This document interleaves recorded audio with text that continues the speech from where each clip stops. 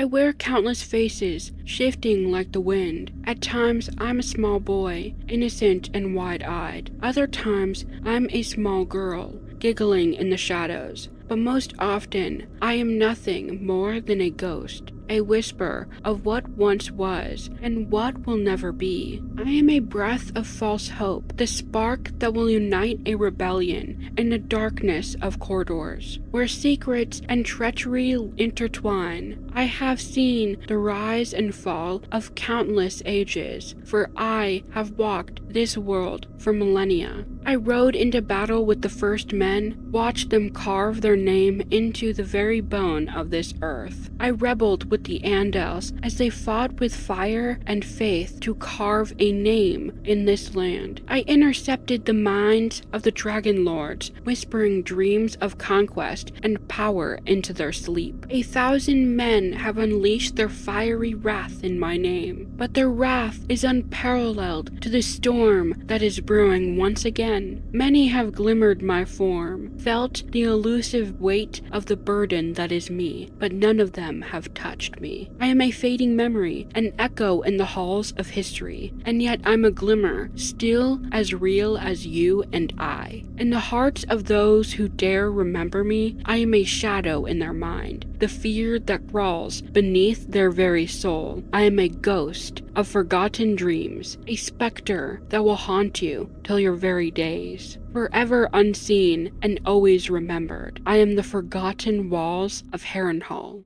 From my blood come the prince that was promised, and his will be the song of ice and fire.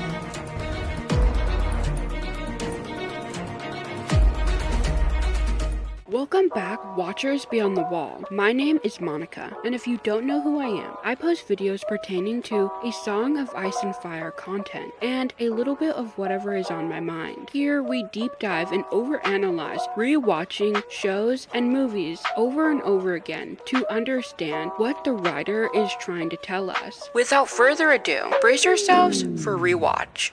A foreboding sense of dread hangs over the land in the murky lands of Westeros, where old forces sleep beneath the earth and the weight of lineages reside through the corridors of history. The ghost of the past continues to haunt us, each thread weaving into the fabric of fate. Green, spool of black, dragons of flesh, weaving dragons of thread. Hand turns new, spool of green. Telling stories of foreboding and horrible accidents. Darkness, treachery, and treason go unpunished in the darkest hours. Is the eerie tale of Aerea Targaryen, a blood and fire maiden whose existence was overshadowed by her own kin's ruthless desire of power. Her horrible death echoed through the decades, serving as a somber reminder of the cost of authority and the blood sacrifice of her own family's dark history. Yet, her tale is just a trinket, something far darker. The others, icy harbingers of death. He gives the boys to the gods. Come the white cold he does, and of late it comes more often. What gods? John was remembering that they'd seen no boys in Craster's keep, nor men either, save Craster himself. The cold gods, she said, the ones in the night, the white shadows. Roaming the land, driven by a chilling hunger that threatens to stanch out the last flicker of warmth and life. Their presence serves as a chilling reminder of the ancient evil that lies in wait, seeking to reclaim their dominion over the living. Ned, 10 is too young to see such things. He won't be a boy forever.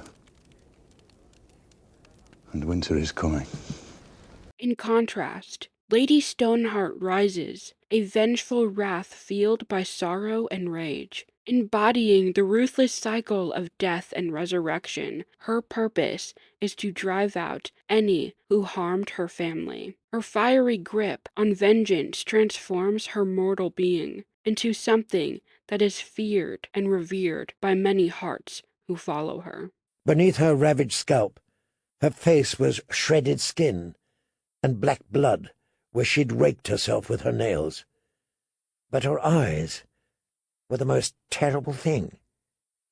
Her eyes saw him, and they hated. At its core, these haunting tales that plague Westeros are all rooted in blood magic, a dark art practiced by those who dare to manipulate it to their own sick end, embodying life and death. Blood magic whispers through the past of the ancient galleys of old Valyria. She must not be afraid. She was the blood of the dragon. And its cataclysmic doom. Power. The power is beyond understanding, reveling in the perilous consequences of taming such forces, binding the living to the dead. As practitioners tread the treacherous path between embodying the ancient arts and their ruin, they risk awakening a wrath of an ancient entity and the specters of their own past. In this world, where boundaries of life and death blur, This is blood magic, lady. Only death may pay for life. Death? each haunting presence serves as a reminder of the burden we carry seeking out power. Aerea Targaryen's fate, with the Black Dread traveling to Old Valyria, is a mystery far beyond our comprehension, and the knowledge is lost. The dread of the others comes once again, with the long night on the horizon, and the vengeance of Lady Stoneheart captivates our hearts, casting a foreboding shadow of what looms ahead for Westeros' land, in a land where secrets hold more truths than lies, and every whisper carries the weight of unforgotten tragedy. The death of Aerea Targaryen. Aerea Targaryen was the haunting reflection of her own twin sister, Rhaella, a specter who was born the same silver gold hair and unsettling purple eyes, but whose spirit was marred by something unknown and dark. In her early years, Aerea was a fragile wisp of a girl, consumed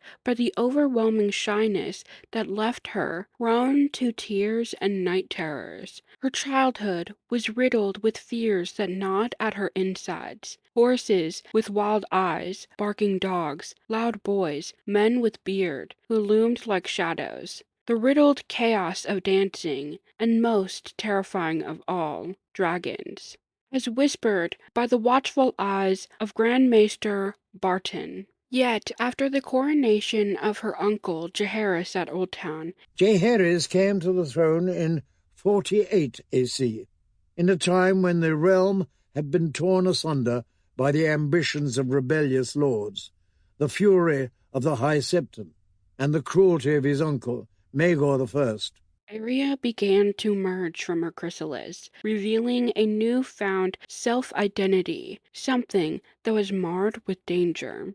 She became a new creature of splendor and reckless intentions, spending her days in the foreboding stables of the Dragon Yard, where they whispered of her mischief becoming intertwined with dark arts, and swapping identities with her sister. Rhaella, the girl who once cowered in shadows, was now revered as someone who was headstrong and defiant. Her tongue was sharp, and her energy was porous and pained. Lord Roger Baratheon spoke of her with awe, declaring that she possessed a fire that hinted on something more sinister. Archmaester Gongel echoed his same sentiment, calling her a fiery young girl, unaware of the malevolence that crackled beneath her very surface. Aerea Targaryen was born amidst whispers of doom in 42 AC at Casterly Rock, when her parents, Prince Aegon Targaryen the Uncrowned and Prince Rhaella Targaryen. Grand Maester Gawain protested, noting that, by the laws of inheritance, Prince Aegon, Aeneas' elder son, should be king. Maegor's response was to declare the Maester a traitor, sentence him to death, and take his head with a single swing of black fire.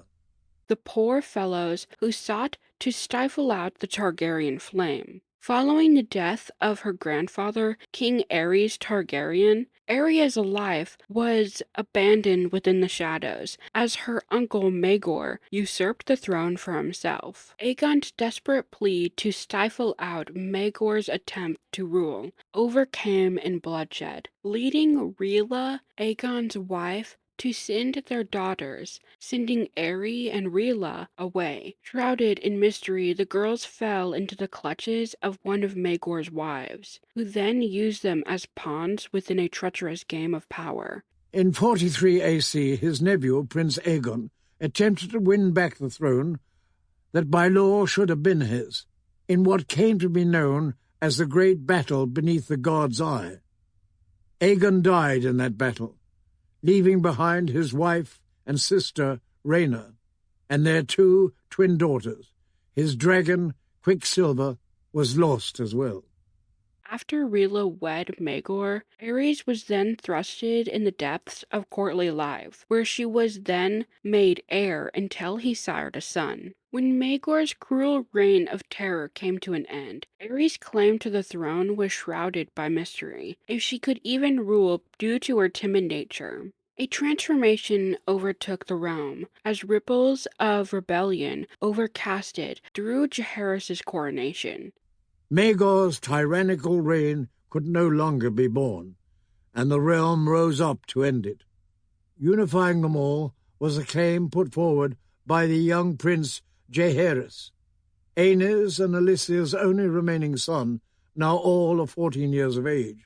The haunting belief that the twins switched each other at Old Town became more inevitable as the thick scent of betrayal lingered in the air. Aerys, once a vibrant and youthful innocent heir, was now a vessel of ambition and ire. Aerys' fate became more twisted when she was stripped by her claim for the throne due to Jaehaerys, and then Jaehaerys producing a daughter, Daenerys Targaryen. The tide of power shifted, and she became more ferocious, more fearsome of one day not being able to rule. She reveled in the chaos, and her laughter became a chilling echo that darkened Dragonstone. During her time in Dragonstone, Aerys' transformation became more inevitable. Rebellion was on the rise. She defied her septa and mocked those of her mother's court. Though she was still just a maiden, she counted the days that she would reclaim her rightful place among dragons, taking her throne.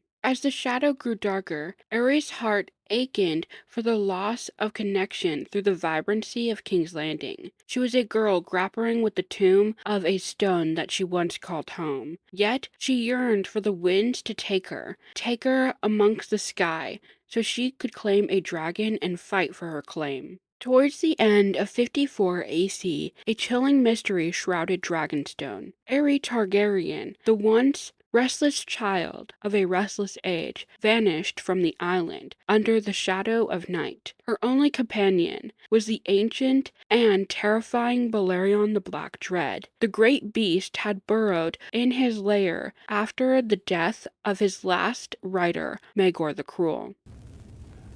Balerion was the last living creature to have seen old Valyria before the Doom. Its greatness and its flaws. When you look at the dragons, what do you see?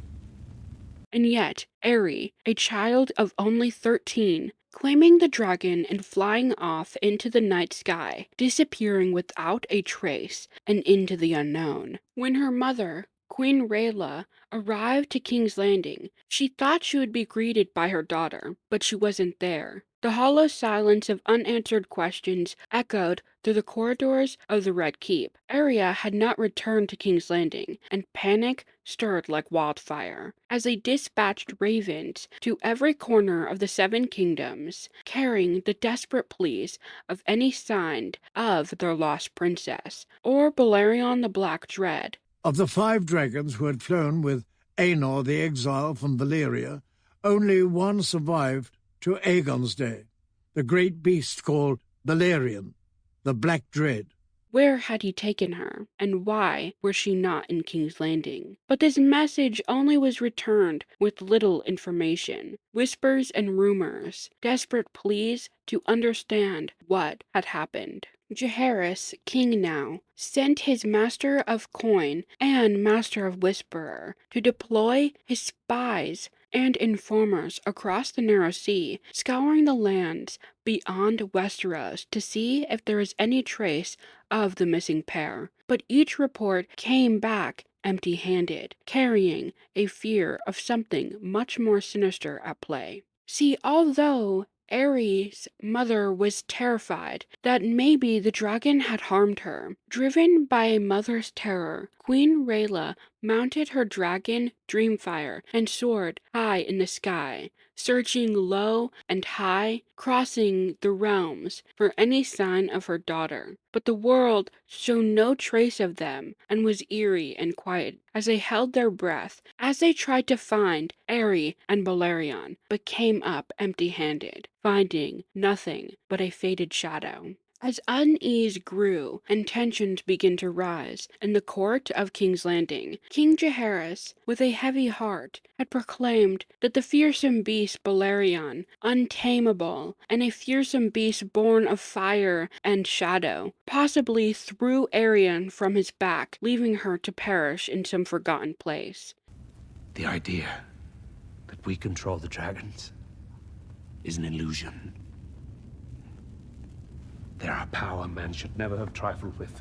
But Septon Barth, wiser, became more elusive to that thought. Balerion was so old, ancient to the ways of old Valyria. He had taken her to some forgotten land was more likely. See, if Balerion truly dismounted her, leaving her into some ashy ruins, he would have come back to his lair on Dragonstone, but he hadn't. So therefore, the pair were still together. Aerea Targaryen finally returned to King's Landing. Her departure was shrouded in mystery, but now as she returned, foreboding loomed over King's Landing. When she returned, she was a shadow of the once vibrant princess they once knew, taking atop the skies with her great dragon Balerion. The 13th day of the 4th moon of 56 AC was marked by devastation. When Arya dismounted Balerion, she was a crippled and emaciated girl that she once was. Her clothes were hanged off in tatters, a cruel mockery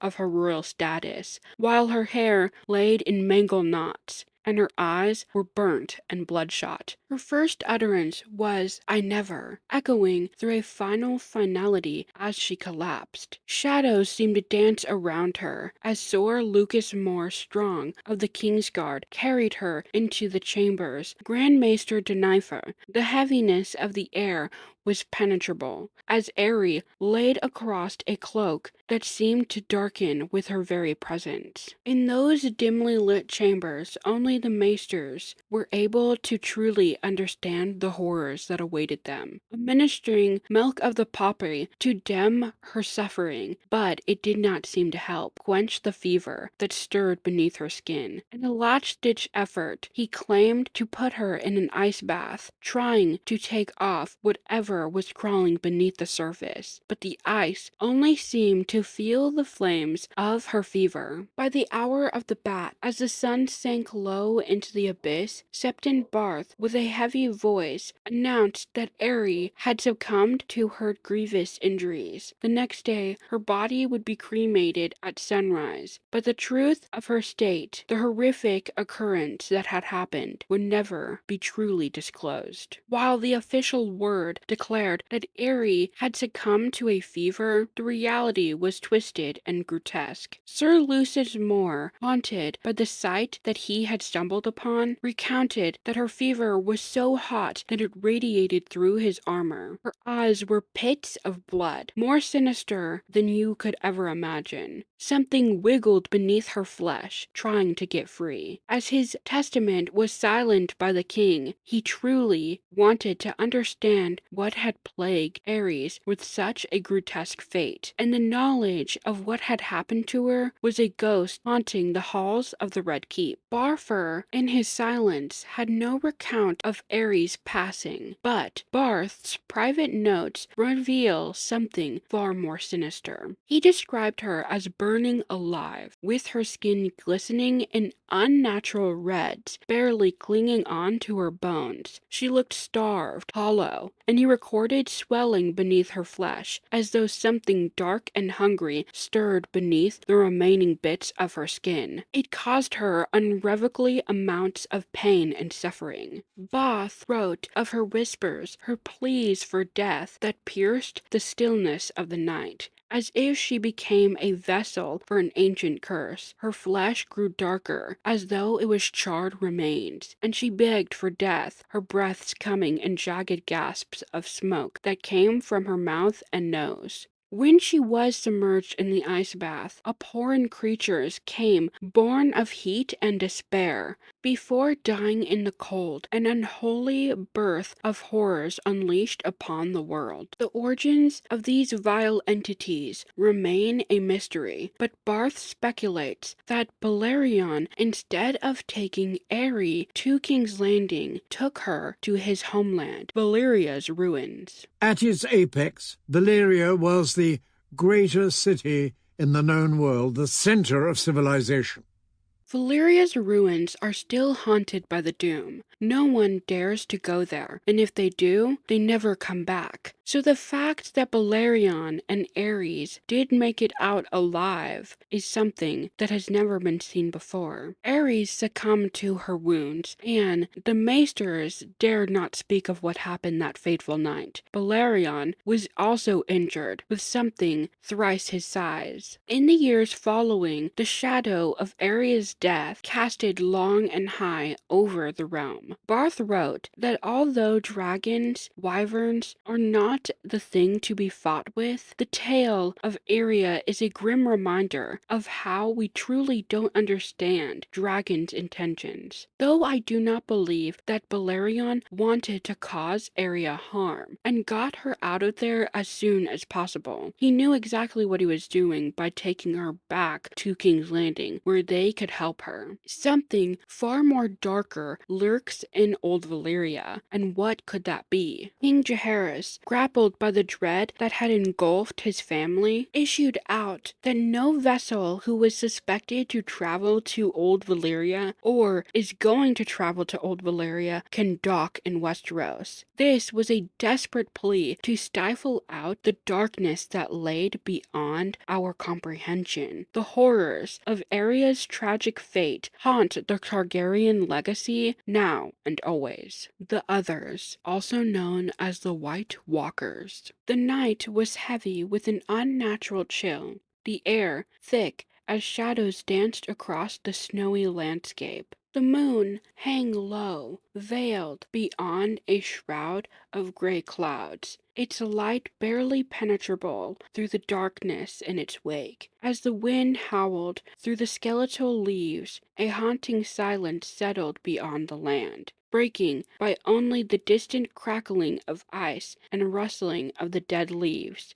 The woods gave answer, the rustle of leaves, the icy rush of the stream, a distant hoot of a snow owl. The others made no sound. Will saw movement from the corner of his eye, pale shapes gliding through the wood. He turned his head, glimpsed a white shadow in the darkness, then it was gone. As if the very earth was whispering a warning of the haunting that lurked beyond the wall. In the heart of this desolation, the others stirred, their presence a magnificent force that twisted the atmosphere. Clad in skin as pale as snow itself, they moved with an eerie grace, their gaunt figures surrounded by the eerie smell of death and decay. Their eyes caught in the moonlight, piercing through you with nothingness. As they traveled, with each step the ground seemed to transform around them. Grass shriveled, wood cracked, and the very essence of life itself was snuffed out. As the White lifted him in the air by the throat, and near ripped the head off him. Dared have no mercy left in them. And the others, oh no, I mustn't think of that. Don't think, don't remember, just walk. The others were not mere flesh and bone, but they were icy carnage, death itself. A chilly reminder of the darkness that was beyond the wall. They came not for mercy or forgiveness, but they were a reckoning, an insight to take all the souls of the living. Accompanying their grim march was a whisper of ancient methodical ice crackle, a sound of dead leaves rustling, echoing the cries of the lives they have already taken. The scent of decay clung heavy in the air, a grim perfume that left necromancy to the fate of the others. The White Walkers of the wood, the cold shadows, the monsters of the tales that made him squeak and tremble as a boy, riding their giant ice spiders, hungry for blood.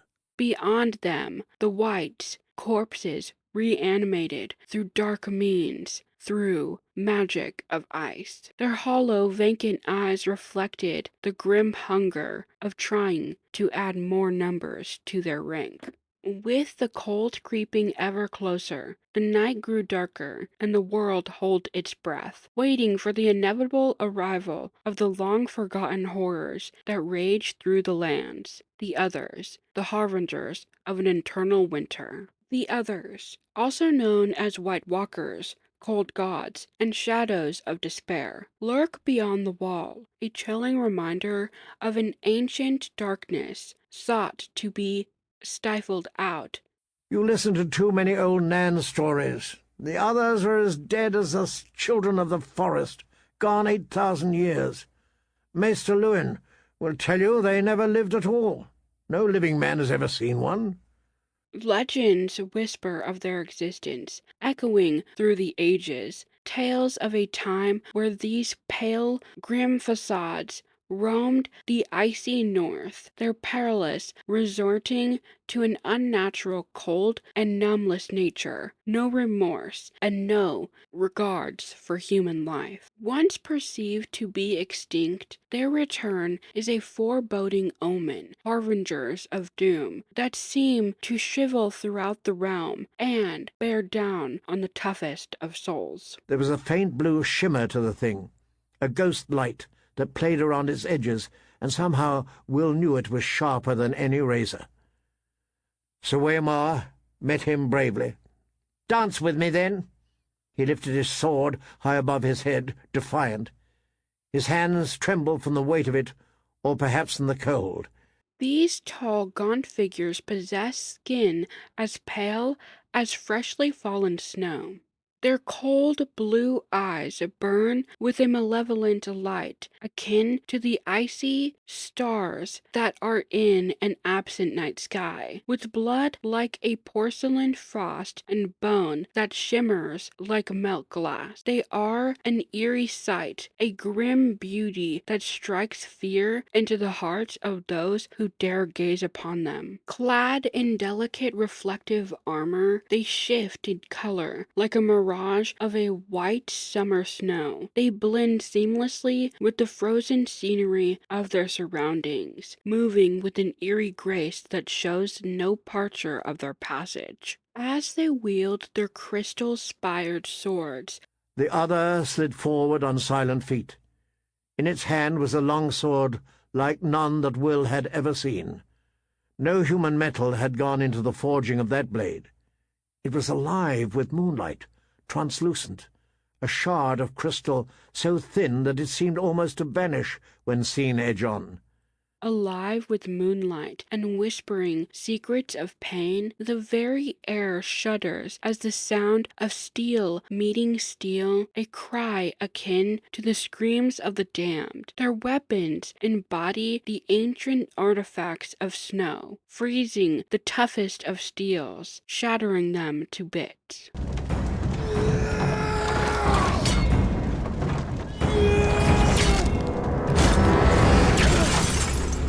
Masters of resurrection and necromancy, the others can use the dead to reanimate them into white, a foreboding atmosphere as they use the undead afflict atrocities across the land. Only flames can silence the undead. "Whites attacked us on the fist in snow," he wrote, "but we drove them off with fire."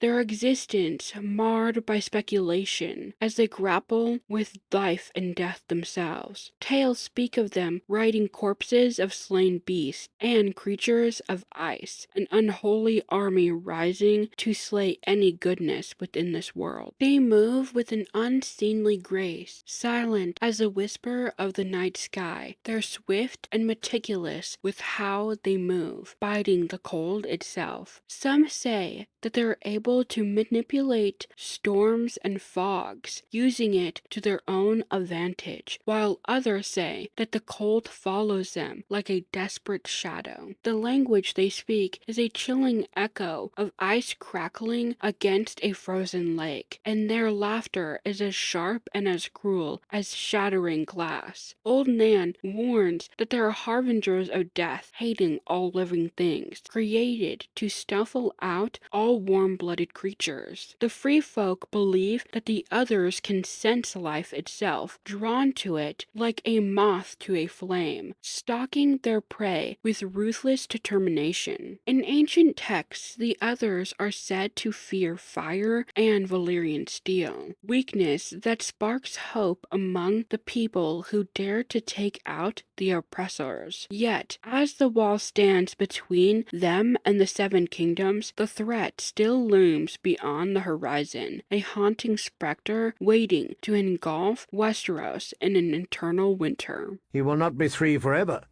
and winter is coming. Yes, Catelyn agreed. The words gave her a chill, as they always did, the stark words.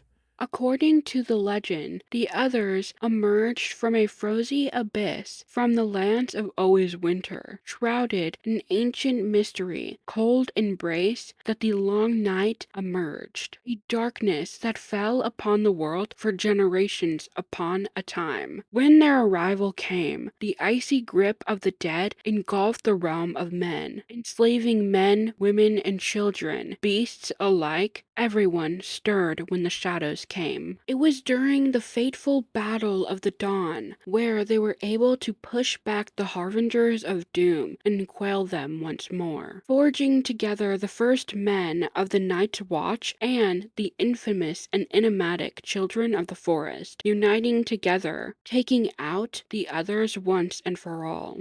Aegon, he told a woman, nursing a newborn babe in a great wooden bed. What better name for a king? Will you make a song for him? The woman asked. He has a song, the man replied. He is the prince that was promised, and his is the song of ice and fire. Another legendary figure, known as the Last Hero, helped in this attempt. Whispers of long-forgotten connections with the others and the children bond and woven through the secrets of time. Many suspect and many hope that the children helped in this aid, using their magic to curse them to the lands of always winter, rising the wall with Brandon, the builder, and helping the men fear off the thing that lurk beyond the shadows. However, the Night King, the 13th Lord Commander of the Night's Watch, forsaken his vows, falling for the other, a corpse queen. Some say she was as beautiful as the night sky itself, and others say she was a monstrous and hideous thing. A bride nonetheless, a woman, pale skin and chilling blue eyes, unmatched in its beauty, summoned him, sired him. Through his heart he believed that she was the only one that would help him in his life. Turning his back on his sworn brothers, he took up night shift in the Night Fort. He crowned himself and his queen. For 14 years they ruled in terror, until Brandon the Broken and Jorant, the king beyond the wall, rose an army against them and took what was never theirs. In some stories, Archmaester Formant supposes that the others were a tribe of the first men, in exile in the frigid north, causing the long night itself. These tales are widely grotesque the more you go into them, as the Night's Watch and the Starks wanted to paint themselves as a hero in something of a world of nightmares. Yet Florence's works are heavily protested and deemed unreliable due to the flaws within his claimed stories. Basically, he is Mushroom of his time. To defend against the encroaching terrors of the others, the wall stands between the men and the perilous ice creatures that want to take Westeros for itself. Whites all around us, he wrote, when he heard the shouts from the north face. Coming up from north and south at once. Spears and swords don't stop them. Only fire. The horrific tales beyond the wall is a reminder that sometimes you're not always safe to sleep at night. But still, the long night was thousands of years ago, and the others have been a faded myth and splendid tale to tell people at firelight. Their existence is merely a fairy tale, a chilling reminder, a horror story, if you will. But don't dare to travel beyond the wall without a companion or two, if you truly want to see what death truly is. Lady Stoneheart, a ghostly glow on the remnants of a world long forgotten to grief and betrayal. A chilly wind whispers through the twisted trees and the skeletal branches, reaching for the night sky's salvation. In this deafness and darkness, a figure looms without name or reckoning. Lady Stoneheart emerges, cloaked in a shadow figure. She is sorrow reborn. "She don't speak," said the big man in the yellow cloak. "You bloody bastards cut her throat too deep for that. But she remembers." He turned to the dead woman and said, "What do you say, my lady? Was he part of it?" Lady Catelyn's eyes never left him. She nodded. A specter of vengeance in its wake, a woman taken for granted, of grace and compassion, now the very thing of death and decay itself. She is not merely the other, but rather a fire white, something that was reborn with fire itself, something that should be feared. Her skin, a chunky shade of curdled milk, sags and clots in certain places as she decayed in a river. But her face was even worse than he remembered. The flesh had gone pudding soft in the water, and turned the colour of curdled milk. Half her hair was gone, and the rest had turned as white and brittle as a crone's. While one eye is bright, and the others burn with a cold darkness, her wrath can be felt from miles away. With each step, the ground itself seems to wither, and the essence of life is snuffed out by her wake. The sound of living things fade in silence, replacing them with haunted echoes of death, whispering of the wrath that she wants to bear down her enemies. She moves with an eerie grace, a predator stalking its prey. She wants vengeance for those who betrayed her family and separated them by the seams. What does she want of me? She wants her son alive, or the men who killed him dead. In her grasp, a faded memory she holds to her chest is her loved ones, Ned, Robb, Sansa, Arya, Brandon, and Rickon, each who she lost, each who were tarnished memories from those who wanted to hurt her so. She has become something monstrous, something vengeful. A fleeting glimmer of the woman she once was flickers through her, and she understands what she has to do. The eclipse of all things that wronged her, a ghostly shadow of something vengeful. The ghostly wind carries the cries of the innocents that they took, her family, the Stark name, their legacy. She wants to feed the crows, like they did at the Red Wedding. Freys and Boltons, aye. We'll give her those, as many as she likes. As Lady Stoneheart leads her band of outlaws, the Brotherhood without banners, through the darkness, she becomes more than just a woman. She becomes a force to be reckoned with, a dreadful mockery of grief and fury that dares to tarnish the realm her husband dared to save. Her enemies tremble at her name, the Silent Sister, Mother Merciless, the Hangwoman, each title a testament to the transformation of grief that she became, a mother she once was, but a vigilante now. Lady Stoneheart is also known as Catelyn Stark, the eldest daughter of Lord Halster Tully of Riverrun and Lady Millicent Wint. She was raised by her father as his heir for as long as she could remember, until her brother Edmure was born. Her two older siblings died in infancy, and her mother passed in childbirth. Lady Millicent Tully had died in childbed, trying to give Lord Halster a second son. The baby had perished with her, and afterward some of the life had gone out of father. Leaving Catelyn to step into the role of Lady of Riverrun. She grew up closely with her sister Lysa and her father's ward, Peter Baelish, often seeking comfort from her uncle, Sir Brandon Tully. Catelyn inherited her mother's beauty, with fair skin, long auburn hair, blue eyes, high cheekbones. She was often notable as being beautiful, and her children, Robb, Bran, Rickon, and Sansa, also inherited these similar features. Guided by the Tully words, family, duty, honor, Catelyn is proud, honorable, and deeply connected to her responsibility as a wife and a mother. It hurt so much, she thought. Our children, Ned, all our sweet babes, Rickon, Bran, Arya, Sansa, Robb. Please, Ned, please, make it stop. Make it stop hurting.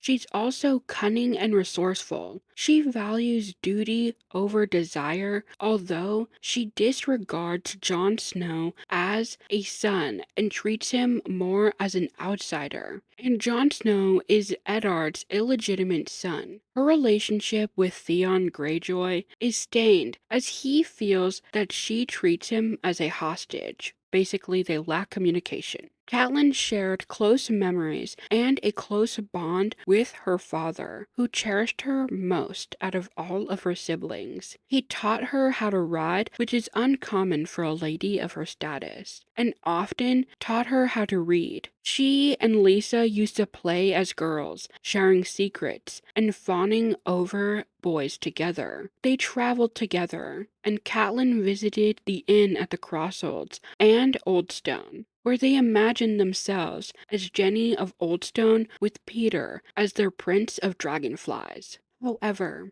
death and treachery transformed Catelyn into Lady Stoneheart. The Freys slashed her throat from ear to ear. When we found her by the river, she was 3 days dead. Arwen begged me to give her the kiss of life, but it had been too long. Catelyn's earlier values of family duty honor showcase the profound impact of trauma and betrayal, turning her cold and her heart to stone, stripping away her grace and forgiveness, replacing it with more of a thirst for vengeance. Once a loving mother, devoted wife, she is now a figure of rage and regret, trying to tear down whoever had harmed her family, particularly the Freys, Boltons, and Lannisters. They deserve the ruthless of tortures for what they did to her family, regarding anyone who dared help them during the events of the Red Wedding. Even boys like Podrick Payne are not spared from her cruelty and torturous nature. Her warped sense of justice drive her to commit such acts. At the Red Wedding, Catelyn sits beside Ramsay Frey and Lord Roose Bolton. However, the Freys and the Boltons betray the Starks during the Red Wedding and killing Robb. Catelyn takes Walder Frey's grandson, also known as Jingle Bells, but is named Aegon, as a hostage, hoping to trade him for Robb's life. On my honour as a Tully, she told Lord Walder. On my honour as a Stark, I will trade your boy's life for Robb's. A son for a son. Her hand shook so badly she was wringing Jingle Bell's head. After Roose Bolton kills Robb, a grief-stricken Catelyn kills Jingle Bells in a desperate plea. Being killed by Ramsay Frey, her body is thrown naked in the Green Fork River, mocking House Tully in their funeral customs. And a hand grabbed her scalp, just as she'd done with Jingle Bell, and she thought, "No, don't. Don't cut my hair. Ned loves my hair." Then the steel was at her throat, and its bite was red and cold. 3 days later, Arya's direwolf Nymeria rescues Catelyn's corpse from a river. She is resurrected by Lord Beric Dondarrion, who sacrifices his life for hers. Though her wounds partially heal, she is left with a damaged voice. The sound seemed to come from her throat, part croak, part wheeze, part death rattle. The language of the damned, thought Brienne.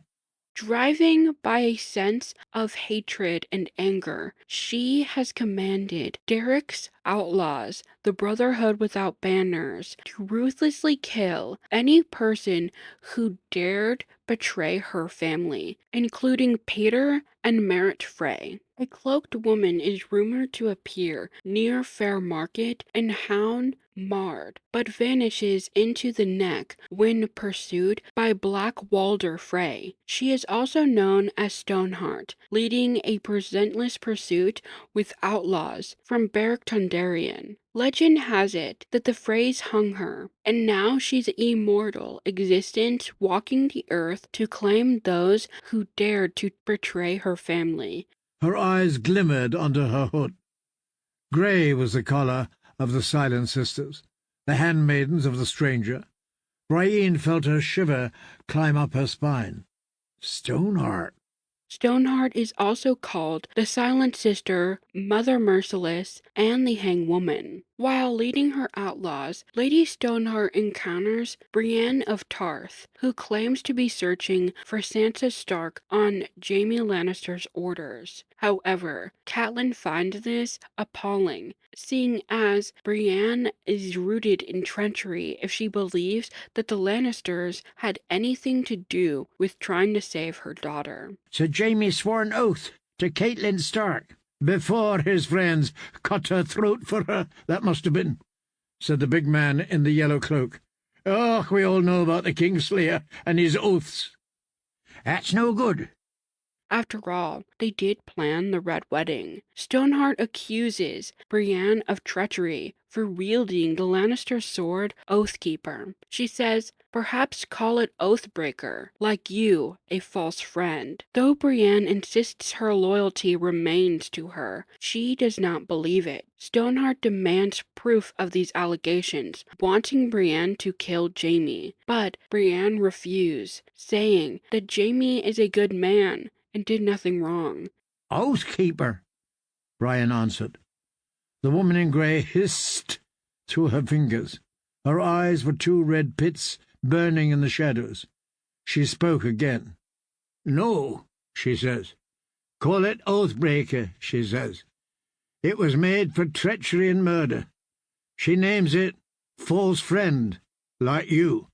Stoneheart does not care, and later hangs Brienne. But before her sentencing, Brienne shouts out a word. Lady Stoneheart, being a Firewhite, is a concept that fans made, seeing as White Walkers are made with ice magic, but Lady Stoneheart is made with fire magic, making her a Firewhite. The interception of death is marked by the sacrifice of another, so making it that what's running through her veins is another man's life, so Beric Dondarrion, and the fire he wields. I would not do it, so Lord Beric put his lips to hers instead, and the flame of life passed from him to her, and she rose. May the Lord of Light protect us. She rose. They also call this the kiss of fire, referencing the kiss of life, but George has not truly explained this, as a lot of his magic is not explained within the world. When somebody comes back to life, they come back to life with something missing from them. Therefore, Catelyn does not feel the same way that she used to. In Game of Thrones, before Robb is named king, she wants to make peace with the Lannisters, even that though they killed Ned. She wants her family back. She wants her kids back. But Robb is then named King of the North, and they go into war. She is no longer trying to make peace with the Lannisters. They killed her husband, they killed her child in front of her eyes, and for all she knows, Sansa and Aerea are dead too, because if they're going to kill Robb at a wedding, what's going to stop them from killing the girls they do have? Finally, she reached up under her jaw and grasped her neck, as if she meant to throttle herself. Instead, she spoke. Her voice was halting, broken, tortured. And remember, this is from Catelyn's perspective. She knows nothing about the tales of Arya's adventure that she's gone on. She's imagining that Arya and Sansa are at the Red Keep and they're being held against their will. She has lost her former identity and is driven with a sick urge to kill people who harmed her in her previous life. She is no longer trying to make peace. She wants blood, and only blood can pay for life. Lady Stoneheart does not even look like Catelyn anymore. Her hair is darker than before. Her skin is sunken and ruined, curdled milk. She looks as though she is a corpse reanimated. Her hair is dark but also has streaks of white in it. Her eyes are sunken in and hard to look at. And when she does talk, she has to pinch her throat together, and it's described as a death rattle. Only the ears of the damned could listen to her voice and know what she is saying. The grotesque transformation of Catelyn Stark into Lady Stoneheart is something that will be whispered beyond the tales of history. Rooted in sorrow and vengeance, Catelyn is the embodiment